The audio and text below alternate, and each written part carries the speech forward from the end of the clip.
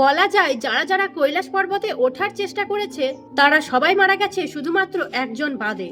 অনেক মানুষ বলেছে যে কৈলাস পর্বতে ওঠার সময় তাদের সাথে কিছু আজব আজব ঘটনা ঘটে। যেমন সবার প্রথমে তাদের মনে হয় হঠাৎ করেই যেন সময় খুব তাড়াতাড়ি চলছে, আর তাদের অনেক বেশি তাড়াতাড়ি বয়স বাড়ছে, এমনকি তাদের হাতের নখ যেন নিমেষের মধ্যে বাড়ছে। আর কিছু মানুষ উপরে উঠতে উঠতে এতটাই ক্লান্ত হয়ে যায় যে নিচে পড়ে যায়। সবার এটা মনে হয় যে এখানে এমন কিছু অদৃশ্য শক্তি আছে যেটা তাদের উপরে ওঠা থেকে বাধা দেয়। এখানে দুটো ঝিল রয়েছে, মানসরোবর আর রাক্ষসতল।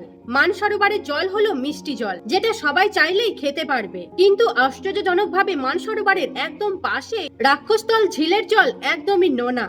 অবাক করা বিষয়, এই হ্রদে আবার সমুদ্রের মতো ঢেউ ওঠে। মানা হয় এই ঝিলকে ক্রেতা যুগে রাবণ বানিয়েছিলেন। কৈলাস পর্বতে একজনই উঠতে পেরেছে, ওটাও আবার প্রায় 1000 বছর আগে। তিনি ছিলেন একজন বৌদ্ধ সন্ন্যাসী, মিলারেপা।